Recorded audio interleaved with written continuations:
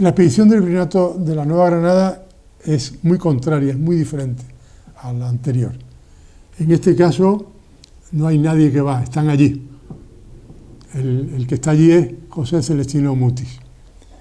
Y Mutis, al contrario que estos otros que llegan a publicar 3 tomos, Mutis era bastante ágrafo, es decir, que solamente al final de su vida publicó algunas cosas. Y desde luego pocas determinaciones de las plantas que él, digamos, herborizó o que herborizaron otros, porque también se duda mucho de si muchas de las plantas de Mutis estaban herborizadas por él, a lo mejor podían estar herborizadas por otros. Mutis llega a Colombia, a la actual Colombia, entonces era Virreinato de la Nueva Granada, como médico del virrey, del nuevo virrey que se llamaba Mejía de la Cerda, el marqués de la Vega de Armijo. Llega a América y rápidamente, él era médico, todavía no era cura, se hizo cura en América, ¿no? Y muestra un gran interés, yo creo que también cuando era joven, cuando llega, que era bastante joven, muestra un gran interés por la historia natural y por casi todo. O sea, que está interesado por las matemáticas. Dicen que dio un curso de matemáticas en el Colegio de Rosario, pero las últimas investigaciones creo que no dio ni la primera clase. Pero así queda, digamos, en la historia y se va repitiendo la historia como el introductor, por ejemplo, de Newton. Que, en fin, también eso es dudoso, que fuera el introductor de Newton en el Virreinato de Nueva Granada. Lo que sí está claro es que es un hombre preocupado, culto, tiene una buena librería, empieza pronto a dedicarse a negocios mineros, con lo cual gana bastante dinero. Dice que cuando se murió Mutis y tal, era la persona más acaudalada del Virreinato de la Nueva Granada. Murió en 1808. No sé si será verdad o no será verdad, pero eso cuenta. De manera que no solamente se dedicó a ser médico del virrey y médico particular de otras personas, y a la botánica y a otras muchas cosas, sino que también hizo inversiones económicas importantes y ganó mucho dinero. Digo que en este caso Mutis está allí, y el mentor de Mutis es un virrey que a la vez era arzobispo, el virrey Caballero y Góngora. Era un cordobés que mantiene una amistad muy grande con Mutis, y al ver, digamos, el esfuerzo que está haciendo Mutis, recogiendo plantas y tal, Mutis era un gran seductor y sabía perfectamente cómo alabar, digamos, a sus superiores, y consigue, digamos, que la primera financiación de la expedición de esta a Nueva Granada y tal la financia el propio virrey. Y luego ya la propia corona lo va a nombrar, digamos, el director de esta expedición a Nueva Granada, ¿no? Al principio está en San Antonio de la Montuosa, forma ahí una sociedad minera. Regresa a Santa Fe en el año 1770, da algunas clases en el Colegio de Rosario, decide no volverse con el virrey, quedarse allí en Nueva Granada, ¿no? Establece relación con el nuevo virrey, que se llamaba Manuel de Guirior, y en el año 1772 toma los hábitos. También esto es una cosa rara, porque era un médico, o sea que, bueno, pero decían algunos que tenía miedo a la Inquisición, y teniendo los hábitos a lo mejor pues, no lo perseguían. Lo cierto es que la Inquisición perseguía a los que tenían hábitos y a los que no lo tenían, perseguía a todo el mundo, ¿no? Y uno de los descubrimientos que hace también por esos años, en el año 1774, es el descubrimiento de los quinos en una ciudad que está muy cerquita de Bogotá, en Tena, en los bosques de Tena. Y naturalmente ya dice, bueno, esto es interesante, el encontrar quinas aquí en Nueva Granada, porque se pensaba que solamente las había en Loja, ¿no? Era el sitio donde se cogía la buena quina. Su hermano Manuel viaja en esa época, precisamente cuando descubre las quinas, a Nueva Granada. Por algo sería, porque aquello era una tierra importante donde la riqueza estaba al alcance de la mano, ¿no? Ya empieza a tener problemas con un médico que está al servicio de Casimiro Gómez Ortega, que era el director del botánico de aquí, que se llamaba Sebastián López Ruiz. Y hay que ver lo mala gente que era Mutis, porque manda a investigar a Sebastián López Ruiz y descubre que su abuela era negra, y eso lo descalificaba, claro. Primero porque no podía ser médico, teniendo esos antecedentes. Y tenía un hermano que era canónigo en Quito, que tampoco podía ser canónigo. Con lo cual allí se echa tierra sobre el asunto, y este pobre Sebastián López Ruiz se queda callado y ya no le hace tanto frente a Mutis. Evidentemente Mutis era mucho mejor botánico y era mucho mejor naturalista que Sebastián López Ruiz, que era de origen panameño.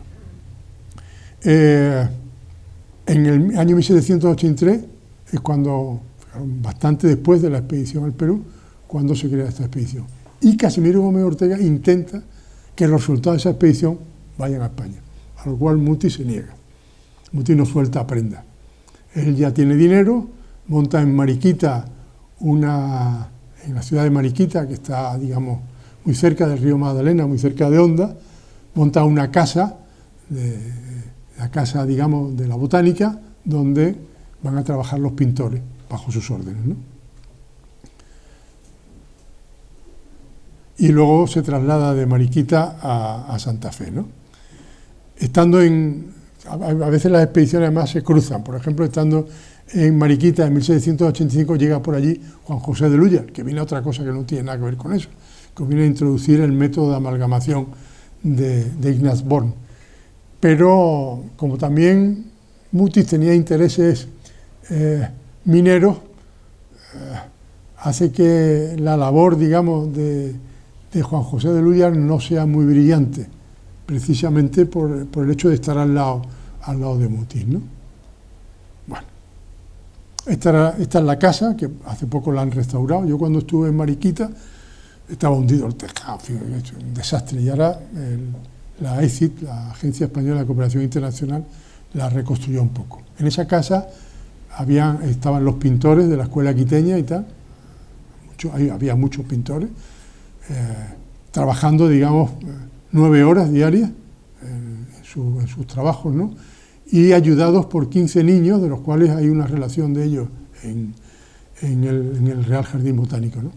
Hicieron más de 6.500 láminas, casi todas de la falda occidental de la cordillera oriental de Colombia, ¿no? Que tiene de 500 hasta 3.000 metros de vegetación, con diferentes pisos térmicos, el frío, el templado y el cálido, ¿no?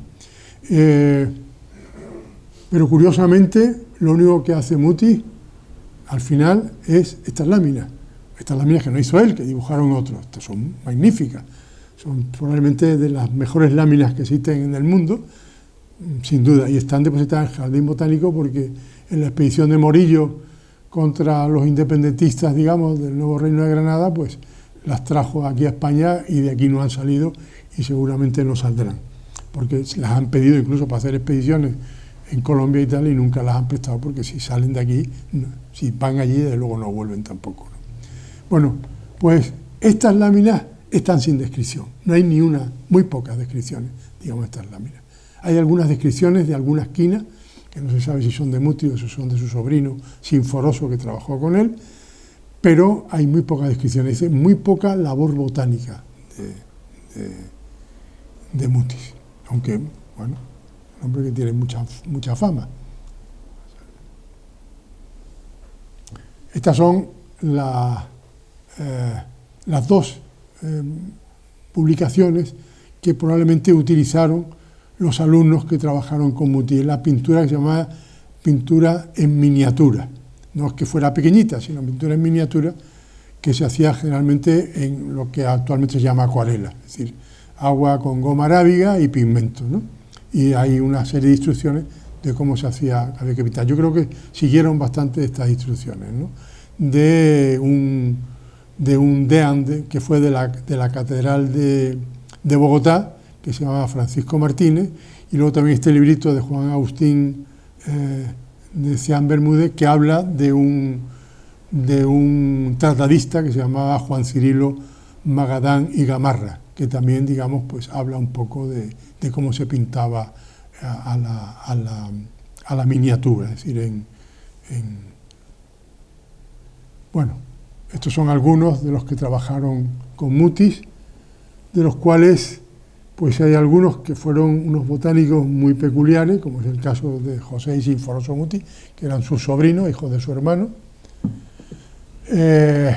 Francisco Antonio Cea alguna cosa publicó, incluso fue director del Jardín Botánico de Madrid en la época josefina, durante José Bonaparte, pero yo creo que tampoco era un gran botánico, ¿no?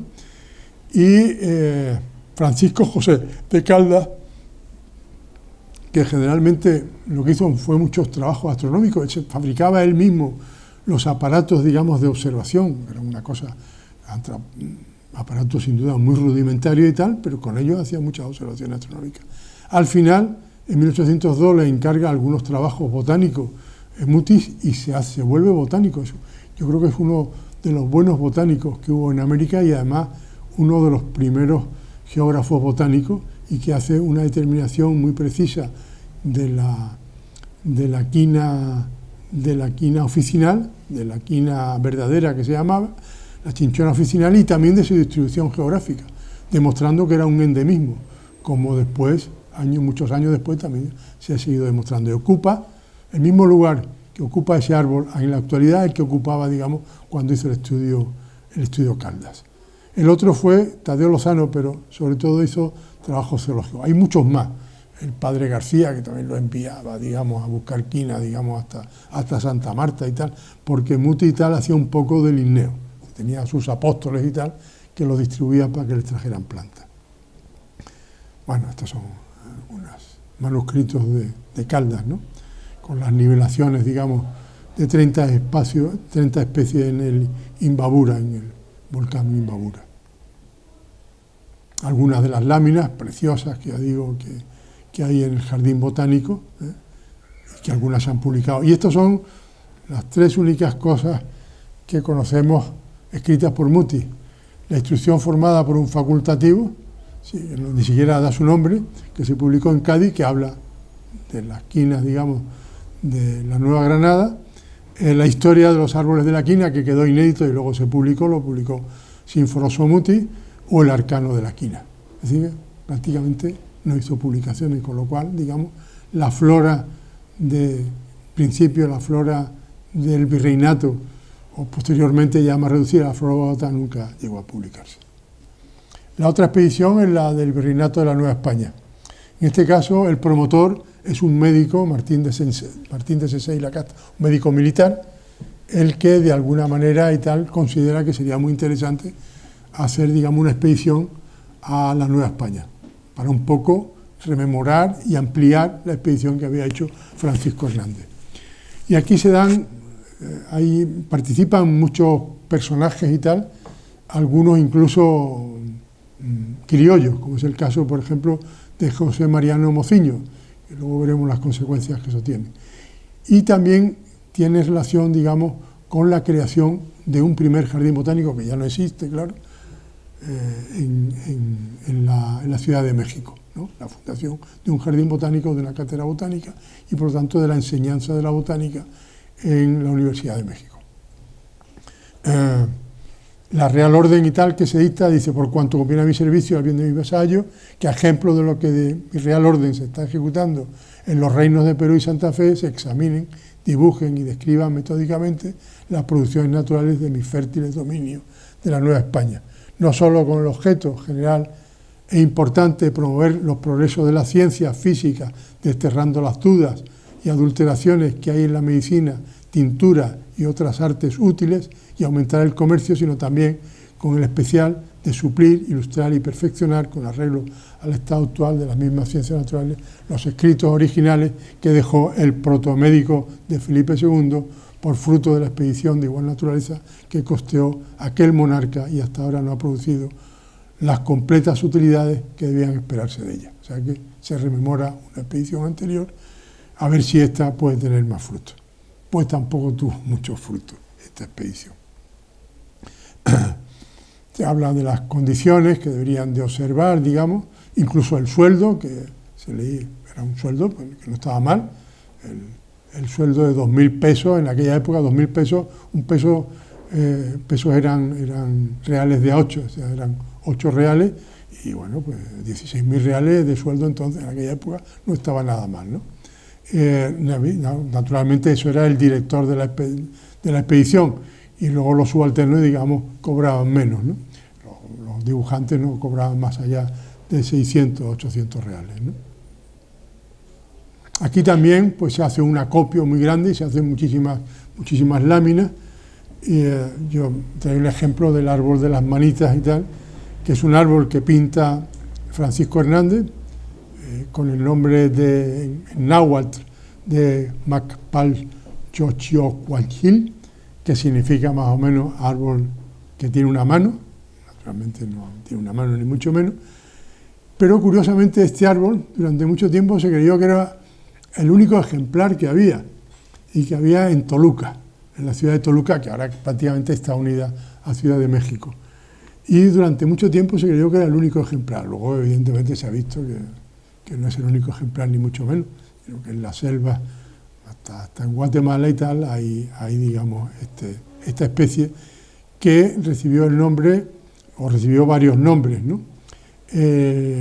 Quirantodendron pentadactylum, que es el nombre que le puso Larreategui, que fue el primero que la describió, y luego Humboldt le dio Humboldt y Bonpland a veces ponían nombres nuevos, pero se equivocaban porque ya estaba bautizada, ¿no? Y le pusieron este otro nombre de Querostemon platanoide porque tiene una hoja que recuerda al plátano, ¿no? No al plátano de Canarias, sino al plátanos orientalis, ¿no? Y esta planta es una de las muchas que se dibujaron en aquella época. Y la cosa curiosa de que se consideró prácticamente hasta avanzado el siglo XIX como ejemplar único. Lo único que había era el que estaba en Toluca. Entonces, en la época que se hizo la expedición, se buscó un jardinero y tal para que con esqueje y tal la reprodujera y tal y mandara. Incluso se mandó aquí a España, aquí no prosperó, para que hubiera más de un ejemplar, ¿no? En el año 1981 salió una noticia en el periódico, que yo recuerdo además, en aquella época yo tenía bastante trato con Santiago Castroviejo, que era entonces, éramos muy amigos, era entonces el director del Jardín Botánico, y recuerdo los comentarios que hicimos con relación con este asunto, ¿no? Esa era la noticia. 2001 láminas del siglo XVIII salieron de España en 1981 con permiso de la Junta de Exportación, que era una junta formada por el Ministerio de Cultura. Esa Junta de Exportación estaba presidida por un señor que luego fue director del Museo Arqueológico Nacional, ni más ni menos. Y en el escrito de expedición, que yo estuve viéndolo con Santiago y tal, decía láminas sin valor artístico del siglo XIX. Estaba escrito así para que las dejaran salir, para que no pusieran ninguna pega. ¿Y quién era el comprador? Pues la Fundación Hunt de Estados Unidos, que es la que actualmente posee esas 2.100 láminas. Estas láminas, ese que hemos hablado antes, José Mariano Mociño, que fue uno de los participantes de la expedición, le pilla aquí la guerra de la independencia, todo lo que conlleva, y en la miseria pasa a Francia, porque estaba acusado de afrancesado. De Candolle copió muchísimas de esas láminas, llamó, digamos, a las mujeres ginebrinas a que prestaran su servicio copiando las láminas, copió muchísimas de esas láminas, vendió muchos ejemplares de herbario y algunas láminas también a algunos ingleses, y cuando volvió a Barcelona, que también pues estaba sin una perra, sin un duro y tal, vendió las láminas a un catalán, a una persona de Barcelona. Y han sido los herederos de ese señor a que le vendió las láminas, los que la vendieron a otro, y fueron los que les vendieron, digamos, por ¿cuánto fueron? No, tampoco fueron mucho dinero. No sé si era cada lámina $200, una cosa así. Nada, una cosa, un precio tirado, ¿eh? O sea que por una cantidad bastante ridícula y tal, se marcharon estas láminas, digamos, a un depósito que evidentemente a lo mejor es un buen depósito, porque ahí las van a cuidar perfectamente, como espero que así sea, ¿no? Y solamente en 1891 se publicaron algunas de las plantas recogidas por esta expedición en una publicación en México, en esta flora mexicana, habla de Martino Sesé y José Mariano Mociño, publicada en México en 1894, me parece que es. Bueno, evidentemente también pintaron plantas, pintaron flores, pero también pintaron algunos pájaros. Por ejemplo, concretamente, el quiscate o zanate de Lerma, que es una ave hoy en día extinguida, ¿no? Que vive, digamos, en zonas de marismas, ¿no? Una expedición minera, esta es una nueva modalidad. Fue una expedición que se hace para introducir un método de amalgamación en frío. No sé si saben o si sabéis que la plata al principio, la plata con mucha ley, el mineral con mucha ley, lo que se hacía era tostarlo. Se calentaba a una cierta temperatura y se recogía, digamos, lo que se fundía de la plata fundida, ¿no? Pero había otros que no tenían mucha ley y no merecía la pena. Se costaba más la leña que la plata que se obtenía.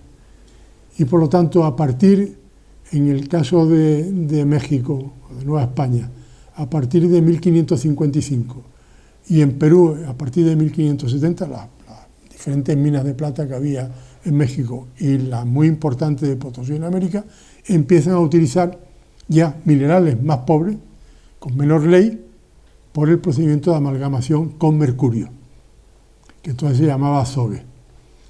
El mercurio que se utilizaba en Nuevo México provenía todo de Almadén, de la península. Era una mina muy importante, muy grande, ya no está en explotación, el mercurio está prohibido en todas partes, pero la gran producción de mercurio de Almadén a partir del descubrimiento de este procedimiento de amalgamación, que tiene que ver con un minero que se llamaba Bartolomé de Medina, casi toda la plata que llega a España, o la gran mayoría de la plata, es de minerales de baja ley, que había cantidades, digamos, al lado de las minas, que entonces sí que se aprovechan. Y ese procedimiento de amalgamación se va reformando, no mucho, en América, de tal manera que en el siglo XVIII se seguía utilizando el mismo procedimiento. Consistía en moler mucho el mineral, hacerlo casi una harina, utilizando, digamos, molinos como los de aquí, como los molinos de gofio, molinos hidráulicos de rodezno y molienda arriba y muelas arriba. Se molía el mineral, primero se machacaba con almadeneta y luego se molía, digamos, el molino, que se hacía una especie de harina. Esa harina se mezclaba con sal y con agua, así, con salmuera, podríamos decir. Se le añadían también limaduras de lo que se llamaba caparrosa, sulfato de cobre y sulfato de hierro también, y luego se decía que el mercurio podía abrazar la plata que naturalmente estaba en partículas muy pequeñas, ¿no? Entonces se formaban unas pellas, una especie de piñas y tal, que luego las piñas, esa amalgama tenía plata y tenía mercurio. Eso se calentaba a no mucha temperatura, se le ponía, digamos, en un vaso de destilación y se recogía el mercurio por condensación en un sitio y en el otro se obtenía la plata. Así se obtuvo la mayoría de la plata. Y esa afluencia de plata, además, curiosamente, determinó que en Europa, digamos, apareciera el capitalismo, porque se produjo una subida de precios. Se inundó esto de plata, de oro también, pero no tanto, pero de plata, muchísima plata. Y eso hizo subir los precios del grano, subir los precios de casi todo, y se introdujo el capitalismo, que lo que hacía, digamos, era abaratar los costes. Eso, digamos, los historiadores económicos lo conocen muy bien. Y el responsable fue Bartolomé de Medina y el esfuerzo que se hizo, digamos, en las minas de las colonias españolas en América. Bueno, este procedimiento nuevo era la amalgamación, se hacía dentro de unos barriles pues como los que contienen el vino, más o menos, que se sabían construir en aquella época, que giraban, digamos, con esas mezclas. Y entonces esa mezcla se metía dentro de los barriles un poquito calentada, tostada, y entonces, según los inventores, se aceleraba, digamos, el procedimiento, se perdía menos mercurio, etcétera, etcétera. Luego, cuando se introduce el método, se pretende utilizar el método. En el caso de Perú, es el barón de Nordenflich, era un barón sueco, que se llevaba muy bien dentro de la corona española, que conocía la técnica, llevó otros técnicos y tal para construirlo y tal, porque tenían que llevar, digamos, carpinteros de los prietos, carpinteros que sabían hacer máquinas, digamos, de madera, y en Perú fue rechazado completamente porque había muchos intereses creados, claro, lo otro empleaba mucha gente y naturalmente, bueno, el Cerro de Potosí estaba lleno, digamos, de ingenios que se utilizaban para la amalgamación, que además incluso también allí en la mezcla se hacía tostando. En México no se tostaba nada, no se calentaba nada, pero allí sí que se calentaba un poquito. Es rechazado, y el barón de Nordenfries se fue a Lima, volvió a España, donde tenía muy buenas relaciones, y algunos se quedó allí intentando convencer, pero con escaso éxito. Juan José de Lúyar, que ya había estado en algunas misiones, digamos, de especialización industrial, sobre todo de cañones, en Suecia y en Inglaterra y tal, va con la misión también de introducir el método de Ignaz Born de barriles en el virreinato de la Nueva Granada, pero allí tampoco había muchas minas de plata, había algunas y tal, pero también con escaso éxito. Que yo sepa, no salió de Mariquita, o sea que Mariquita y Santa Fe de Bogotá, no consiguió nada. Y Fausto de Lúyar, el otro de Lúyar, estos dos, Juan José y Fausto de Lúyar, son los que descubrieron el wolframio o tungsteno, que es también con el otro nombre que se conoce. Eran muy buenos químicos, se habían formado, digamos, en química en París, no como becarios, digamos, españoles, sino su padre era médico en Logroño, era de origen francés, y los había mandado a estudiar a París, porque era donde probablemente podían aprender mucho mejor que en ningún otro lugar, ¿no? Y Fausto de Lúyar, que va también con otra serie de personajes, digamos, a la Nueva España, no consigue tampoco, ven que el método allí pues, funciona bastante bien y que lo otro pues, es costoso, necesitan también ruedas hidráulicas, necesitan agua, necesitan fuerza motriz de agua y prácticamente se convencen de que el método de amalgamación que llamaban entonces allí beneficio de patio, porque se hacían con montones grandes de esa harina, con esas mezclas que decíamos antes y tal, era muy eficaz y no había tantísima pérdida, etcétera, etcétera, y por lo tanto se rechaza también el procedimiento de barril. Una expedición también fracasada, porque se intentaba introducir una tecnología y no se consigue. Este es el libro de Born.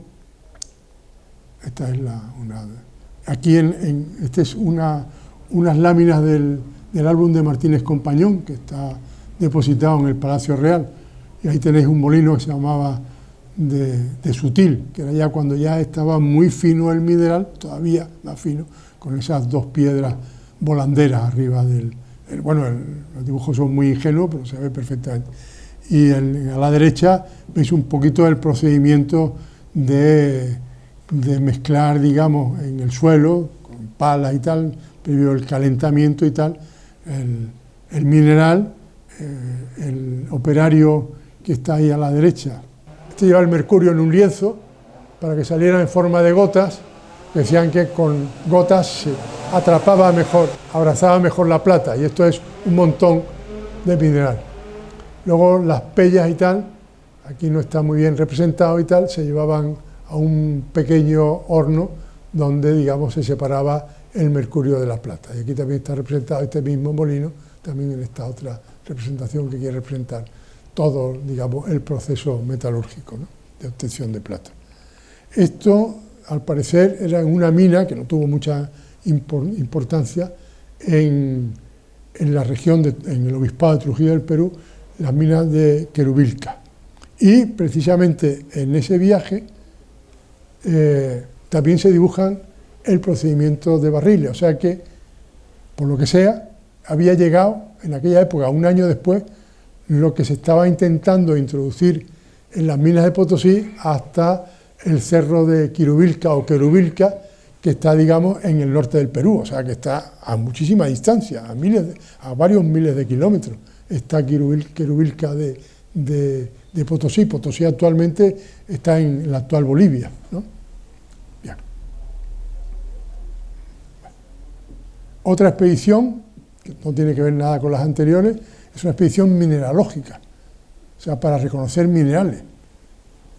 Yo no sé con qué objeto, porque prácticamente casi todas las minas estaban ya bastante descubiertas en América, ¿no? Pues este viaje lo hacen dos contratados, Conrad y Christian Heuland, que van por Perú y Chile. Ahí tenéis un mapa un poquito de las regiones punteadas donde estuvieron, ¿no? Y recogieron una muy buena colección de minerales, algunos incluso les pusieron nombres ellos, ¿no? Y esa colección, gran parte de la colección, está en el Museo de Ciencias Naturales. No ha servido para mucho, evidentemente, esta colección, a lo mejor para los estudiantes de mineralogía o cursos que dieran en el Real Gabinete, pero que yo sepa y tal, no tuvo mucho objeto, porque tampoco eran mineros, no iban descubriendo minas, sino simplemente minerales, ¿no? La expedición de Alejandro Malespina es una expedición importante, o sea, que es más importante que las anteriores, porque aquí van dos corbetas, construidas ex profeso para esta expedición, que comanda Alessandro Malespina, en el caso, por ejemplo, de la descubierta, y en la Atrevida, que es la otra corbeta, el comandante José de Bustamante y Guerra, ¿no? Y estos dos, digamos, a veces viajan juntos y a veces una se adelanta a la otra, quedan en un puerto, etcétera, etcétera. Es un viaje y tal, aparentemente caótico, pero en fin, estaba todo perfectamente diseñado. Alessandro Malespina era de origen italiano, pero había estudiado Guardia Marina en Cádiz, o sea que era uno más, digamos, de los marinos de aquella época. Es una expedición a la cual es muy favorable, digamos, el rey Carlos IV y también Godoy, pero sin embargo termina también bastante mal. Este es un poco el trayecto de la expedición Malaspina. Pasan por Canarias, pero prácticamente no se detienen, no hacen prácticamente nada en Canarias. A Montevideo, también están en las Malvinas, atraviesan el Cabo de Hornos, están por la costa de Chile, en la isla de Chiloé, estuvieron bastante tiempo, ¿no? En el norte entonces era el norte de Chile, ahora el norte está mucho más arriba, porque los chilenos ganaron terreno a los peruanos, ¿no? Estuvieron en el Callao, en el puerto de Guayaquil, en Panamá, en Realejo, en Acapulco, y luego también fueron buscando, digamos, el paso del norte, y estuvieron en el estrecho de Nootka, en la isla de Vancouver, ¿no? En Monterrey, es decir, y fue una expedición y tal que bordeó, digamos, la costa occidental de Estados Unidos, del actual Estados Unidos. Y también llegaron a Filipinas, estuvieron también en la isla de Guam, estuvieron en Nueva Guinea, estuvieron en Australia, en Nueva Zelanda y tal, en las islas de Baobao, y luego, digamos, hicieron el regreso, también volviendo otra vez a pasar el Cabo de Hornos. Es decir, una expedición importante. En esta expedición, evidentemente, había mucho interés de tipo geográfico, de mediciones astronómicas, de mediciones geodésicas, y también un poco para hacerse presente en lugares muy alejados donde prácticamente no había presencia española, pero sí eran lugares de la corona española. Es decir, prácticamente más de la mitad de Estados Unidos pertenecía a la Nueva España en aquella época, ¿no? Y también hay un montón de láminas que se hacen, digamos, en esta expedición, donde se llevan, digamos, pintores, en ese caso de ese mapache, ¿no? O, por ejemplo, el famoso ajolote, ¿no? Que es una especie bastante extraña y rara, que además es también un endemismo. Fue endemismo de todas las lagunas del complejo lacunar de México, pero hoy en día prácticamente el único sitio donde hay es en Xochimilco, en el lago de Xochimilco, en Ciudad de México, y luego hay criaderos, porque es un animal que se utiliza mucho en los laboratorios de experimentación, ¿no? El nombre ajolote, el nombre vulgar o mexicano, en náhuatl, significa alt, que es agua, y jololt, que significa monstruo de agua, era el nombre, digamos. Que a su vez hay un dios, Jolot, en México, que era hermano, creo, del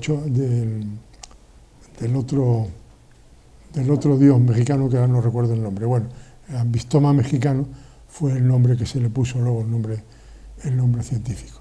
En esta expedición también hay extranjeros, como es el caso de Tadeo Genke. Ahí tenéis un ejemplo de que utilizaban, por lo menos en esta expedición, no cabe duda, utilizaban acuarelas, pigmentos, y ahí veis, digamos, una especie de carta de color hecha por Tadeo Genke y tal, para pintar el mismo. Muchas veces los propios naturalistas eran muy buenos pintores para pintar las plantas. Ahí veis la cantidad de tonalidades de verde, o de rojo, anaranjado, etcétera, etcétera, que hay en esa carta de colores, ¿no? Muy interesante.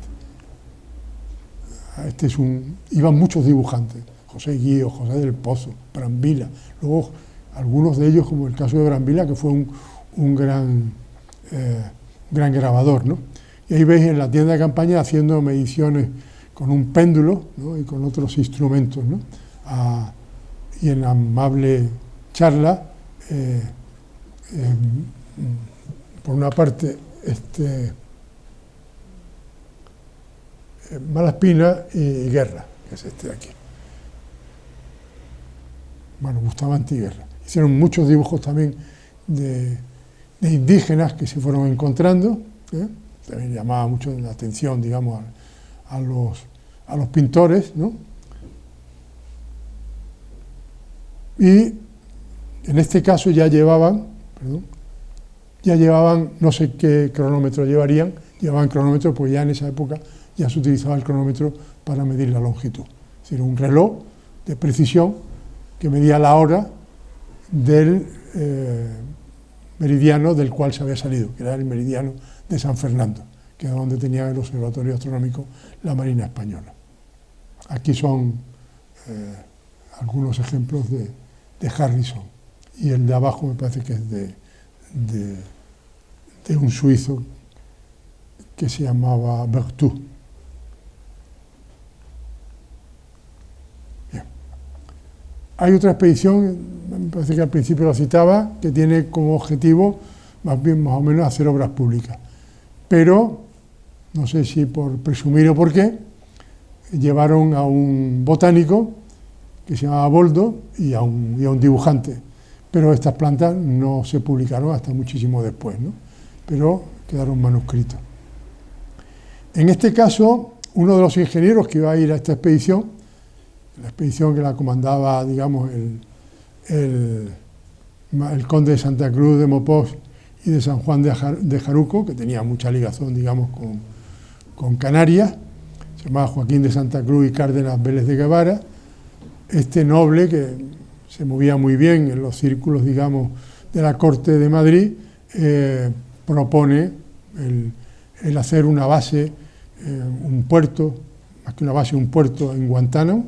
No había nada en Guantánamo en aquella época.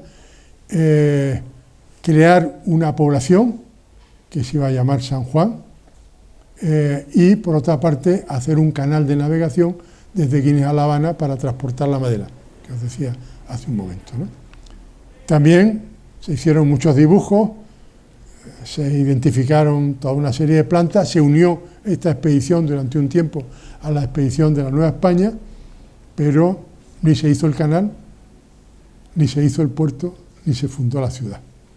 O sea que fue en ese sentido un cierto fracaso. Luego hay expediciones de uno o de pocos miembros, vamos a citar algunas de ellas, ¿no? Una fue la de Guillermo Bobles, que es un irlandés que contrata a Antonio de Ulloa, que ya ha vuelto de su viaje americano, que está en París, también con otra misión, la que fuera, al servicio de Fernando VI, de Sexto y del Marqués de la Ensenada. Conoce a este Bobles, que diría también debe ser un encantador de serpientes, irlandés, y se lo trae, lo contrata y lo trae a España. Y fruto de sus viajes a una serie de minas, entre ellas las de Almadén, y a otra serie de ellas, escribe un libro, Introducción a la Historia Natural de la Geografía Física de España, que pretende ser un libro de geografía de España, pero que es muy limitado, porque no se la recorrió de punta a rabo, ni muchísimo menos. Y de las cosas que dice, hay muchas críticas. Por ejemplo, Betancourt critica muchísimo a Bowles cuando habla de Almadén. Cuando hizo las memorias sobre las minas de Almadén, Agustín de Betancourt y tal, dice que las cosas que dice sobre Almadén, Bowles y tal, no tienen ningún fundamento, ¿no? Hizo también experimentos con la platina, que también se puso de moda, el hacer experimentos a ver si se podía aislar el metal platino, pero con escaso éxito, ¿no? Y también pues, hizo estudios sobre el ganado merino, que tenía mucha importancia, digamos, para la industria textil aquí en España, y sobre algunas migraciones de aves, los fósiles de Concord, o sea, toda una serie de cosas muy deslavazadas y tal, que evidentemente no reflejan la pretensión, digamos, que tiene el título del libro. Pero bueno, era un primer libro sobre la historia natural de España, de la península ibérica. Este es otro caso también raro, Cristóbal Vilella. Realmente era un pintor, un artista, que se había formado en la Academia de Bellas Artes, era de Mallorca, y llega a un acuerdo con el director del Real Gabinete de Historia Natural para mandarle cosas, mandarle láminas de plantas, mandarle láminas de animales, o incluso mandarle animales preparados, como es el caso, por ejemplo, de este pargo, que está, digamos, tan únicamente las espinas, y que actualmente se conserva todavía en el Museo de Ciencias Naturales. Las otras son láminas, en este caso, de un membrillo y de algunas conchas y peces marinos y de una garza. Son dibujos que hizo Vilella y que una alumna mía publicó, digamos, hizo una tesina sobre Cristóbal de Vilella y luego el ministerio le publicó el librito, ¿no? Esto es un caso raro, ¿no? Y fue un colaborador durante muchísimos años del actual Museo de Ciencias Naturales. Otra expedición también muy singular es la de Félix de Azara. Está con más importancia, con más trascendencia, digamos, dentro de la ciencia. Es una expedición de límites que además Azara era un hombre muy recto y que se tomó muy a pecho. Y además era un muy buen geógrafo y era ingeniero militar, aunque como la expedición, el jefe de la expedición era un marino, precisamente el marino de esta expedición, el jefe de la expedición fue el que estuvo con Borda aquí haciendo las mediciones, le pasan, digamos, a ser marino. O sea, cuando llega a Río de la Plata lo hacen capitán de fragata, pero él era militar, era ingeniero militar. Y desesperado porque prácticamente se queda sin trabajo, porque los portugueses no se presentan, los gobernadores están conchavados con los portugueses para que los territorios, digamos, no pasen por donde tienen que pasar, las fronteras no pasen por donde tienen que pasar y tal, se dedica a hacer estudios de la naturaleza. Y hace una investigación preciosa sobre aves, sobre todo sobre la biología de las aves, no de descripción del ave y tal como mandaba Linneo, o de la determinación de la especie o de la clasificación, sino sobre las costumbres de las aves, sobre los cantos de las aves, tan perfecta que no yo, porque yo no soy un ornitólogo profesional, pero yo cuando publiqué una edición del libro sobre los pájaros del Río de la Plata, me busqué a un ornitólogo que luego es un gran amigo mío y tal, y con las descripciones, yo le iba leyendo las descripciones de Azara y me decía, ese es tal, ese es cual, esa es una hembra, por lo tanto no es otra especie distinta, ese es un joven. O sea, con la propia descripción de Azara, prácticamente los 400 y pico pájaros que describe, digamos, en su obra y tal, los identificó el ornitólogo del siglo XX y XXI. O sea que está muy bien descrito. Y lo mismo pasa también con los cuadrúpedos, que también son muy fáciles de identificar con las descripciones.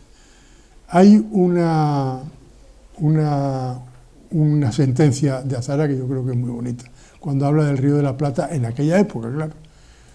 Decía que era, a ver si lo sé decir, infierno de vacas, purgatorio de caballos, paraíso de burros. Y tenía su explicación. ¿Por qué? Porque casi todas las mulas que se utilizaban, digamos, en el virreinato del Perú, por no decir todas, se producían, digamos, en lo que entonces era el Paraguay, en la banda oriental. Infierno de vaca, porque las vacas y tal las mataban para sacarle la piel, que era lo que se exportaba, y para comer la carne, transformarla en tasajo y tal, para los ingenios azucareros brasileiros, fundamentalmente, ¿eh? Que una de las comidas que tenían los esclavos era un cuartillo de vino y una libra de carne al día. Luego con eso negociaban. Si no bebían el vino, lo cambiaban por otra cosa, y lo mismo, digamos, la carne y tal. Pero era lo único que tenían de valor, digamos, los esclavos en los ingenios azucareros brasileños. Por lo tanto, infierno de vaca, porque las vacas todas acababan en el infierno. Paraíso de caballo, porque los caballos sí que vivían, no eran como las vacas, pero todos castrados. Solamente había caballos enteros los que, digamos, fecundaban a las burras. Y por lo tanto, el caballo estaba en un purgatorio, ¿no? Paraíso de burros, porque los burros y tal campaban por su respeto. Y los burros estaban castrados, porque hacía falta, digamos, tener burras y tal Perdón, no estoy diciéndolo al revés. Los caballos los castraban para que no se montaran a las yeguas. Y los burros eran los que se montaban a las yeguas. Porque existe el otro, el burdégano, que es, digamos, hijo de burra con caballo con burra, ¿no? Pero el mulo es caballo con burra. Y entonces, no lo estoy diciendo bien. Me he vuelto a equivocar, ¿no? Es caballo con burra, perdón, el mulo es caballo con burra. Por lo tanto, paraíso de burro. Por eso decía esa sentencia que a mí siempre me ha hecho mucha gracia. Describió cuadrúpedos, describió aves, y por otra parte también, como era una persona que no tenía formación en historia natural, no era una persona sin prejuicios sobre las cosas que veía. Y es admirable, digamos, cómo reconoce, digamos, esa lucha que luego, de alguna manera, pone de manifiesto a Darwin, la lucha por la existencia o la adaptación de las especies, digamos, a su medio, ¿no? Este es un jaguareté, que es como le llaman allí yaguareté en guaraní. Aves, por supuesto. El obispo de Trujillo del Perú, que ya he señalado, ¿no? Que el texto prácticamente no queda nada, se ha perdido, hay algunos trozos. Eran 9 volúmenes con 1414 láminas, de pronto, ¿no? Y 20 partituras, porque también está recogido la música que había, digamos, en las iglesias en aquella época, ¿no?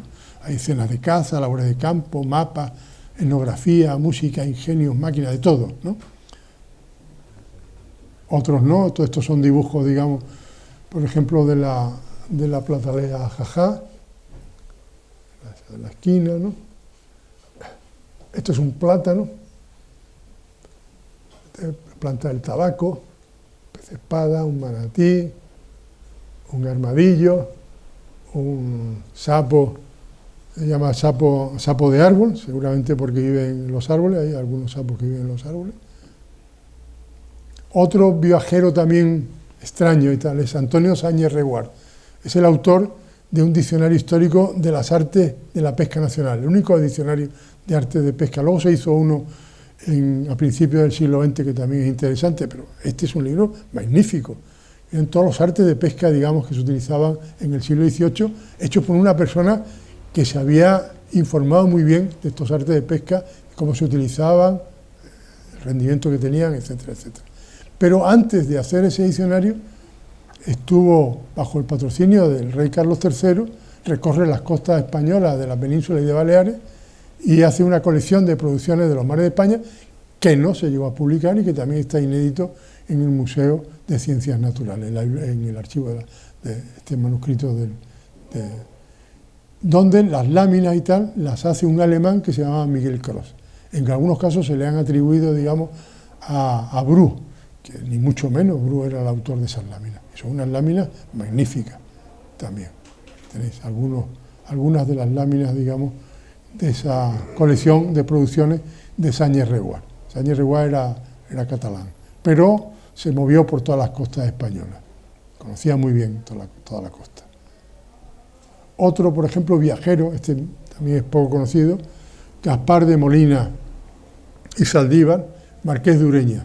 Este es un personaje que recuerda mucho a Betancourt, porque tenía un taller en su casa, era muy buen mecánico, aparte era arquitecto, claro, se ganó la vida como arquitecto, pero tenía una gran afición por las máquinas y por toda la industria textil, como el caso también de Betancourt, o sea, que era un buen mecánico, sabía hacer aparatos y hizo un viaje al principio hasta París con el embajador Fernando Núñez, cuando él nombraba embajador en Francia, y luego por Europa, por Francia, por Países Bajos y por Inglaterra. Lo que pasa es que el manuscrito lo transcribió María Pemán, una sobrina del poeta, José María Pemán, que hizo la transcripción del manuscrito, pero claro, es una persona que no tenía conocimiento de las fábricas en aquella época. Y es un libro interesantísimo, porque es una persona que sabe del proceso fabril y por lo tanto da muchísima información de las fábricas que visita, de los sitios que visita, porque sabe lo que allí se cuece. Y por lo tanto es una información muy interesante. Por eso habría que retomar el estudio del manuscrito de Gaspar de Molina. Entre las cosas que hizo entre las cosas que construyó fue todo el barrio de San Carlos de lo que se llamaba entonces Isla de León y que luego vino a llamarse San Fernando en honor del rey Fernando VII. Yo siempre que veo a un cañailla, que es como se les llama a los de la isla, le digo, ¿por qué no cambiáis de nuevo el nombre a Isla de León, que es mucho más bonito que el de San Fernando? Y además, sobre todo sabiendo de dónde proviene, que fue en el año 1813 cuando se cambió ese nombre. Y fue precisamente un decreto de los constitucionalistas que en ese momento y tal decidieron que el rey se merecía, digamos, llevar el nombre de la isla de San Fernando, la isla de León. Hizo muchas construcciones, por ejemplo, el Panteón de Marinos Ilustres es de Gaspar de Molina, o por ejemplo este puente que es tan bonito, pero que ya no tiene utilidad porque ni por el caño ese hay navegación, pero era un puente, digamos, muy apuntado para que pudieran pasar barcos de vela, digamos, no de mucha envergadura, por ahí, por debajo del puente. Y se conoce como puente de Ureña, ¿no?, actualmente. Ese es el libro con la transcripción, El viaje europeo del Marqués de Ureña, hecho por María Pemán Medina. Antonio José Cabanilles, este sí es muy conocido, es otro botánico español que también hizo una labor muy de carácter iconológico, publicó iconos de plantas que había él encontrado y otras que eran de otras personas, como por ejemplo el caso de Luis Né, que tuvo en la expedición a la Nueva España, ¿no? Pero publicó un libro de observaciones sobre la historia natural, geografía y agricultura del Reino de Valencia, que es muy interesante para la época, porque entre las cosas que él se ocupó no solamente era de la geografía de Valencia, sino también de la población, y sobre eso hay mucha discusión, sobre el crecimiento de la población en el siglo XVIII. Hay todo un grupo de historiadores, de historia económica, que han estudiado mucho la demografía, historia demográfica, y se han basado fundamentalmente en los registros de las parroquias, etcétera, etcétera, y sin embargo no hay ningún estudio sobre los datos que da, que en este caso son datos bastante reales, de la población de Valencia. Y la población en Valencia creció mucho más que la que dicen, digamos, los demógrafos actuales. Creció muchísimo. Y para ese crecimiento tan grande de la población tuvo que haber recursos, tuvo que haber comida, si no, la población no crece. O sea que hubo un gran desarrollo de la agricultura en esa época en Valencia. Cabanilles, por ejemplo, se muestra muy contrario al cultivo del arroz, que ya era muy frecuente en Valencia, porque claro, el arroz, en una explicación muy animista que se hacía en aquella época, tenía miasmas.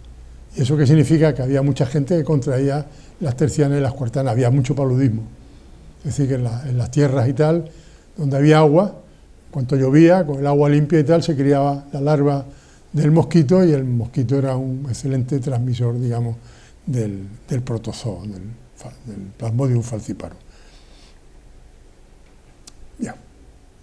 Y aquí al principio, en el prólogo, ya dice: en la primavera de 1790 empecé a recorrer España de orden del rey para examinar los vegetales que en ella crecen. Creí que podrían ser más útiles mis viajes si a las observaciones botánicas añadía otras sobre el reino mineral, la geografía y la agricultura, puesto que apenas teníamos cosa alguna sobre la posición y naturaleza de los montes.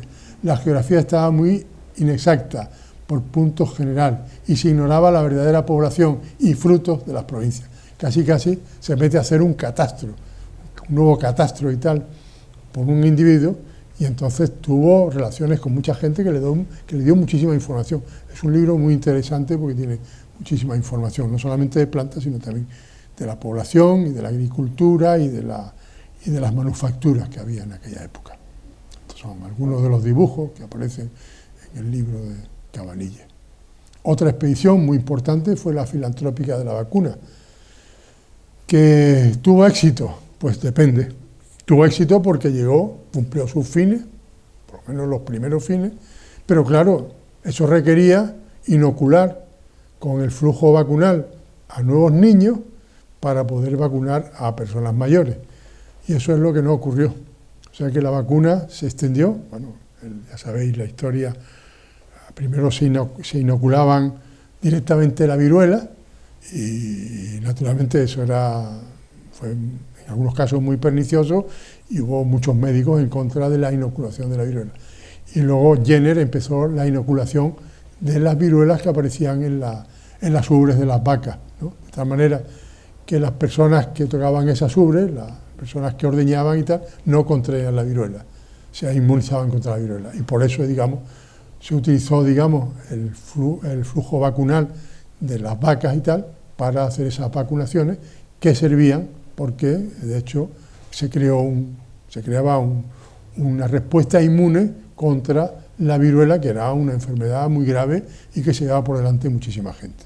Bueno, pues esta expedición, que dura desde 1803 a 1806, muy poco, tenía que haber durado más si se quería haber vacunado a mucha más gente, ¿no? La comandó Francisco Javier Balmis y el segundo, del cual se habla menos, que era José Salvani, otro médico, ¿no? Y de alguna manera se reparten un poco la expedición.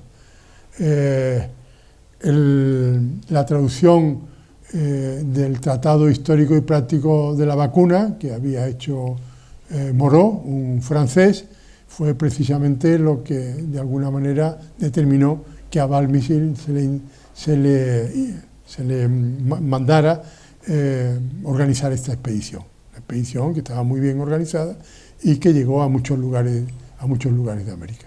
Tenéis un mapa un poco mostrando a los lugares que llegó. Primero estuvo en Puerto Rico, después estuvo en La Habana, una parte se fue a México, otra parte, digamos, se fue a Perú, otra parte siguió, digamos, hasta Manila, haciendo, digamos, la circunnavegación, en este caso Balmis, porque Salvani lo que hizo, digamos, es recorrer, digamos, América del Sur. Empezó en Caracas y luego estuvo en Quito, estuvo en Lima, en la zona de Cochabamba, llegó incluso hasta Santiago de Chile y tal. Él murió, digamos, durante la expedición y sin embargo Balmis pudo hacer la circunnavegación y volvió. ¿Por qué no fue completamente exitosa esta expedición? Bueno, porque el número de vacunados fue escaso. No se planteó cómo vacunar a toda la población, ni muchísimo menos. Se vacunó al que se pudo, y al que se pudo fueron unos cuantos miles de personas. También se vacunaron incluso esclavos, en el caso de Cuba se vacunaron a muchos esclavos y tal, y evidentemente algo se amainó los efectos de la viruela, que eran, sobre todo en América, fueron unos efectos terribles, porque la viruela se llevó desde Europa a América, ¿no?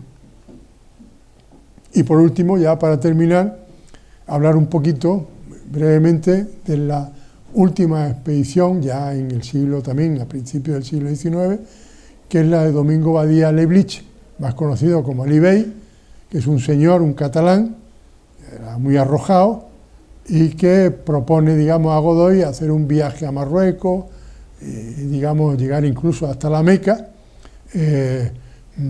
disfrazándose de árabes, es decir, de especie de príncipe sirio y tal, para engañar, digamos, sobre todo Marruecos, que es el sitio donde más se podía destapar, digamos, las intenciones de este Ali Bey. Hizo un viaje bastante largo y tal, y luego publicó, a su regreso, regresa por Francia, estos viajes de Ali Bey en la Basi, en África y en Asia, bueno, en Asia Menor, por supuesto, que se publican en París en el año 1814. Él se entrevista con Fernando VII cuando estaba en el Palacio de Balancé, de alguna manera detenido por Napoleón, cuando estaba aquí la guerra de la independencia y el rey José, y llegó a buenos tratos con Fernando VII y con Napoleón, yo creo que también, ¿no? Pero el viaje que nos interesa no es este, porque este es un viaje, bueno, habla de todo, habla de geografía. Al parecer entró en la tumba de Mahoma, que en aquella época pocos occidentales habían entrado en la mezquita donde está la tumba de Mahoma, que dicen que está entre dos imanes y está sin tocar tierra, eso dicen. No sé, yo no la he visto, ni conozco a nadie que la haya visto, pero dicen eso. Pero esta expedición es interesante porque junto con Domingo Badía y Leblich iba a acompañarle en la expedición Simón de Rojas Clemente, que Simón de Rojas Clemente sí es un botánico, es un naturalista, yo creo que es muy interesante por la época en que hace su trabajo, lo que pasa que también fue un trabajo que quedó inédito. Estos dos personajes, tanto Badía y Leblich como Simón de Rojas Clemente, hacían herborizaciones ya vestidos con chilaba. Badía y Leblich incluso se hace circuncidar y está a punto de morirse, porque a punto estuvo de desangrarse y luego tuvo problemas de gangrena, un desastre, ¿no? Yo creo que Simón de Rojas Clemente no llegó a circuncidarse, porque claro, una de las cosas que tenían que llevar dos personajes que eran árabes y tal, viajando y tal, tenían que estar circuncidados. Y por lo tanto, una de las cosas, aparte de los ropajes, etcétera, etcétera, y de las costumbres, tenían que estar circuncidados. Y yo creo que Simón de Rojas no llegó. Vio al otro lo que le pasó y dijo, yo no me circuncido. Al final viaja a Badía y Leblich y Simón de Rojas Clemente se queda en Sanlúcar de Barrameda, en el jardín de aclimatación que había allí. Hace un viaje muy interesante Simón de Rojas Clemente, con lo que sería un manuscrito, que quedaría manuscrito hasta finales del siglo XX, que es la historia natural del reino de Granada, donde ya empieza a hacer geografía botánica. Y en eso es muy interesante. Naturalmente pasa por sitios que no le gustan nada. De Málaga habla pestes, ¿no? Cuando sale de Málaga escribe, no sé si hay aquí algún malagueño, pero cuando sale de Málaga escribe, me he quitado las zapatillas, las he sacudido para no llevarme el polvo de esta ciudad, en la cual el más valiente es capaz de acuchillar a un borracho y por la espalda. De manera que, fijaros la impresión que se llevaba de esa ciudad.